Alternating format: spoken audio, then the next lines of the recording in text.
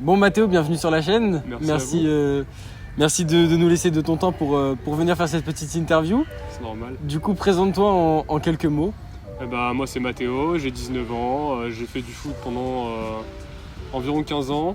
Mon dernier club c'était le Paris 13 Atlético où on a joué la Gambardella et été éliminé en 8ème de finale contre Rennes. Ok, tu gardes des bons souvenirs en tant que gardien ? Ouais, quand même, j'ai vécu de très bonnes choses en étant gardien et passé par toutes les émotions. J'étais au plus bas quand j'étais à l'âge de 12-13 ans, on me rabaissait, on me disait que j'étais nul vu que j'enchaînais boulette sur boulette.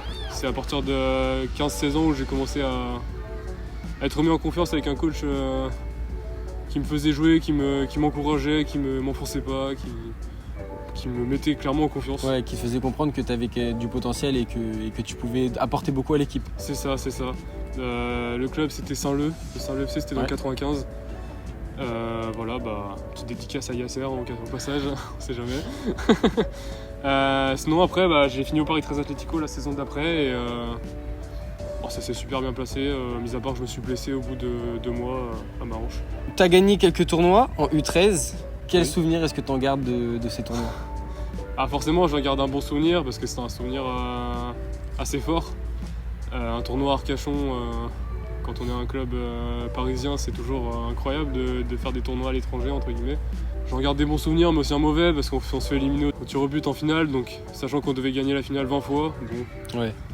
Quand tu surdomines un match et qu'après tu te fais sortir, tu te perds le tournoi au tir au but, c'est compliqué à vivre. Ok, et est-ce que tu peux nous parler un peu de comment ça se passe un tournoi de foot à ce niveau-là ? C'est comme les tournois classiques, j'ai envie de vous dire, c'est des phases de poule. C'était en 4-5 équipes par poule. Okay. Après ça dépend du nombre d'équipes qui s'inscrivent dans les tournois, mais 4-5 équipes par poule, les 2 premiers passent, les 2 meilleurs de chaque poule passent. Et ensuite, ça fait 8ème de finale, quart de finale. Et c'est des tournois sur une journée ou sur... Non, c'est sur plusieurs jours. Sur plusieurs jours. Arcachon par exemple, c'était sur plusieurs jours. On avait un logement là-bas, ça durait sur, il me semble, un week-end ou une semaine, je sais plus, mais c'était tous les jours des matchs. Est-ce que tu peux nous parler du rôle du gardien dans une équipe ? Le rôle du gardien dans une équipe, c'est très complet. Il doit avoir une vision assez globale du jeu. Il doit pouvoir aussi communiquer avec tous les membres de son équipe. Donc que ce soit défenseur mais aussi attaquant parce qu'il a une vision globale du jeu, donc il peut voir tous les défauts du jeu tous les défauts mais aussi les qualités. Donc c'est-à-dire si par exemple si le gardien voit qu'il y a une balle en profondeur qui va être jouée, le gardien va pouvoir appeler son défenseur pour lui dire fais attention, replace-toi et mets-toi en retrait pour... On appelle souvent le gardien le dernier rempart. Oui forcément, dernier rempart oui. Celui qui sauve, qui fait des arrêts miraculeux quand il sauve l'équipe, c'est surtout là qu'on va l'appeler comme ça. Du coup tu nous as dit au tournoi d'Arcachon, vous perdez au tir au but. Comment ça se passe dans la tête d'un gardien lors de la séance de tir au but ? Grosse pression grosse pression, il y avait beaucoup de spectateurs, c'est ce que je voulais dire. Il y avait déjà la pression d'être vu par tout le monde. De tous les clubs qui étaient inscrits, il y avait tout le monde qui nous encourageait parce qu'on était de la région parisienne, donc forcément on nous voyait au-dessus. Donc on était un peu les favoris, on va dire, de cette finale. Au tir au but, ça se passe comment ? Dans ma tête, c'était tu plonges d'un côté, si c'est pas le bon, tu peux rien, si c'est le bon, brille, c'est tout. Ouais. Voilà, là ça a été cette séance de tir au but, ça a été le cas 2 fois, j'ai arrêté 2 pénaltys. Malheureusement, on n'a pas forcément compris la règle. On a fêté la victoire trop tôt. J'ai arrêté le deuxième penalty. Il y a toute mon équipe est arrivée pour me sauter dessus entre guillemets pour la victoire. Or on n'avait pas tiré le dernier tir au but, donc ça nous a remis les pieds sur terre. Et au final, ça refroidit. Pour le tireur d'après, c'est dur. Et oui, il a raté, il a tiré sur le poteau et après le dénouement. Voilà. Ça a changé toute l'histoire. C'est ça. T'as également joué à la Gambardella. Vous avez été à la surprise du tournoi en vous faisant sortir en 8ème de finale par Rennes. Oui, c'est ça. Ouais. Est-ce que tu nous en parlais ? Alors, la Gambardella, j'ai joué jusqu'au tour fédéral, il me semble. Juste avant le tour fédéral, parce que justement, d'où ma blessure après à la hanche. Au tour fédéral, on a affronté justement Saint-Leu, mon ancien club, où j'ai vraiment sauvé mon équipe par de multiples arrêts en fin de match. Après, le terrain n'était pas forcément de qualité, car il n'y a plus... C'était de la boue. Le synthétique était plus gorgé d'eau, ça faisait des flaques sur le synthétique, donc c'était très chaud à jouer. Les balles fusaient, les prises de balles, même pour le gardien notamment, là c'était horrible. parce que la balle pouvait glisser à tout moment, donc les prises de balle, il fallait être parfaites dessus ou mettre les points si on voulait éviter le danger. Donc voilà, on s'en sort avec une victoire 2-1, premier tour, on se dit bon, on commence à prendre un peu la confiance. Ensuite on tombe contre, il me semble, Asnières, où ils prennent un carton rouge, je crois, au bout de 15-20 minutes de jeu, donc ça a facilité la tâche. Voilà. Même à 10, ils nous ont quand même posé des problèmes, donc il fallait quand même être vigilant derrière.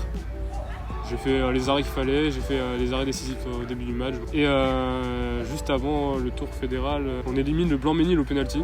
C'était assez tendu, parce que les supporters là-bas sont... passionnés. Ils sont pas plus que passionnés, ils sont très chauds. La balle partant en touche, ça l'a envoyé de l'autre côté, oui, ça rendait pas la balle, voilà.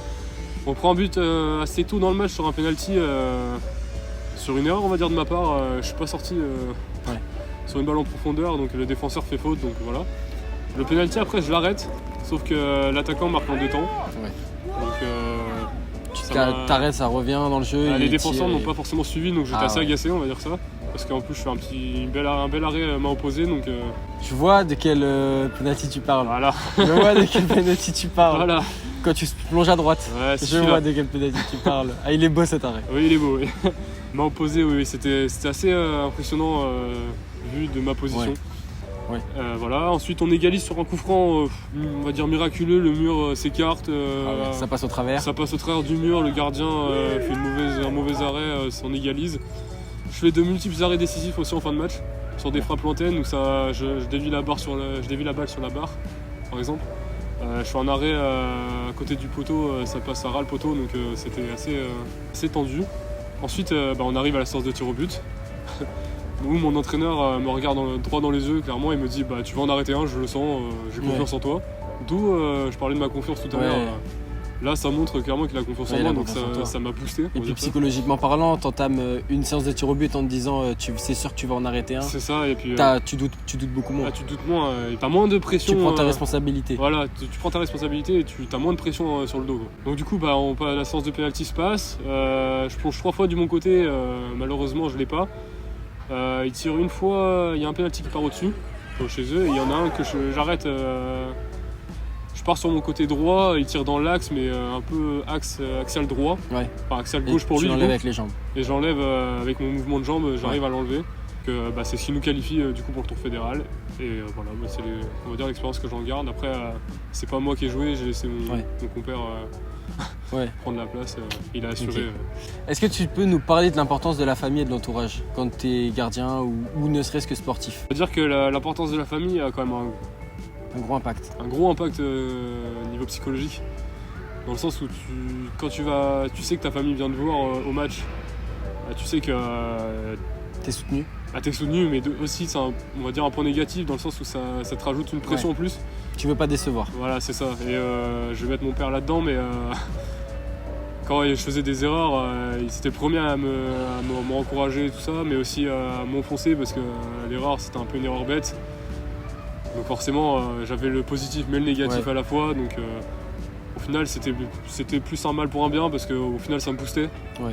Et puis ça permet aussi de bien te corriger. Oui, quelque part ça lui permet aussi de te montrer qu'il t'encourage, qu'il te soutient pour éviter que tu reproduises des erreurs. C'est ça, et puis après le geste je le mémorisais, et puis après ça se faisait tout seul quoi. C'est les erreurs qu'il me disait, après j'essayais de les rectifier en match et après ça partait tout seul. Et après sinon forcément c'est encourageant quand tu vois ta famille qui te soutient derrière toi, qui est derrière toi, qui va te soutenir même dans les moments durs, notamment quand j'étais enfoncé, quand j'étais en bas du trou, notamment quand j'avais 13-14 ans. Forcément mon père c'est le premier à prendre ma défense quoi. Je me souviens j'avais fait un match où je sauvais l'équipe en championnat, le week-end d'après c'était un match de coupe super important contre Sarcelles. Je me retrouvais à jouer avec l'équipe 2 alors que j'avais fait un super match la semaine passée, même les entraînements. C'était une incompréhension totale. Que tu fais un super match, presque un exploit, et puis voilà, c'est on ne titularise pas la semaine d'après. Non, sachant qu'à la base je devais être titulaire. Et au final, dernière minute, il change, il prend l'autre gardien parce que sur les pénaltys, il était meilleur. Alors moi, j'ai été un peu déçu, même énervé. Mon père l'a vu, il est allé s'en mêler. On n'a pas mis les coups, je vous rassure. Mais verbalement, ça a causé un peu fort. il a fait comprendre qu'il n'était pas content, quoi. Donc il me soutient même dans les moments compliqués, quoi. C'est bien, c'est une bonne chose. Bah, c'est une bonne chose. Oui. T'as arrêté le foot maintenant à cause de cette blessure dont tu nous parlais. Déjà, qu'est-ce que c'est cette blessure? Et puis comment tu l'as vécu? C'est le syndrome de Morel-la-Vallée, c'est un épanchement de la peau au niveau de la hanche. C'est un cisaillement, si tu préfères, un cisaillement de la peau interne au niveau de la hanche. C'est assez douloureux. À force de plonger sur la hanche, ça a cisaillé la peau et ça s'est ouvert. Donc, même là encore aujourd'hui, j'ai un peu mal, mais ça se canalise un peu. Et du coup, comment tu l'as vécu ça? Parce que du coup, ça t'a obligé à arrêter le. Bah forcément, oui, j'ai arrêté. le foot. J'étais blessé toute la saison. J'ai essayé de reprendre après vers février. Je me suis blessé en novembre. J'ai arrêté pendant 3-4 mois parce que c'était insoutenable, la douleur était trop importante. Au final, j'ai essayé de reprendre en février, mais j'ai vu que j'ai fait 2-3 matchs, ça m'a refait mal, même avec des protections en plus. Donc j'ai préféré arrêter la saison et continuer juste les entraînements en tant que joueur, entre guillemets. Du coup, est-ce que maintenant, tu as réussi à trouver des solutions pour soigner cette blessure? J'ai fait une injection au niveau de la hanche récemment en mai, il me semble, ou en avril, je sais plus trop. Une aiguille de 10 cm avec un produit dedans, tu la sens passer, hein. Mais non, ça m'a plus fait du bien qu'autre chose, donc au soir je me dis que c'est sur la bonne route et que je vais essayer de reprendre dans les saisons qui arrivent. Aujourd'hui tu fais des études en STAPS, bien sûr. Comment est-ce que tu t'y sens? Je me sens dans mon domaine, hein. Tout ce qui est sport, ça me parle. C'est pas trop dur? Un peu quand même. Ouais, je vais pas te cacher, même en termes de notation, tout ce qui est cours de physio, psycho, c'est assez compliqué. C'est des cours longs? C'est des cours longs, c'est nouveau aussi. Donc faut s'acclimater à ce genre de cours, à ce genre de vision du sport. Et tu fais du foot en STAPS? Alors oui, je fais du foot en STAPS, oui, bien évidemment. Ça fait du bien de reprendre? Ça fait du bien de reprendre, oui quand même. Tu retrouves les sensations, tu retrouves les petits repères quand même. Tu sens que tu es quand même au-dessus des autres par rapport à ceux qui font pas de foot. Donc tu peux te permettre de diriger l'équipe avec qui t'es, tu peux communiquer. T'es plus à l'aise sur le terrain. Exactement. T'es le chef de route. On va peut-être pas dire ça, mais quand même. Donc maintenant on a une annonce à vous faire. Si vous regardez la caméra là-bas. Annonce, Mathéo va m'aider pour la chaîne. Donc vous risquez sûrement de le voir. Que ce soit devant ou derrière la caméra, il sera là. On a aussi notre caméraman ici. De toute façon, je vous en ai parlé la semaine dernière. Donc notre caméraman monteuse qui est juste derrière la caméra. Qui fait n'importe quoi. Voilà, qui chasse les pigeons. donc voilà, c'est la petite annonce. Voilà, donc en tout cas Mathéo, merci pour cette interview. Ça fait plaisir. Hein. Et puis on se retrouve devant la caméra pour les prochaines vidéos. À bientôt. Salut.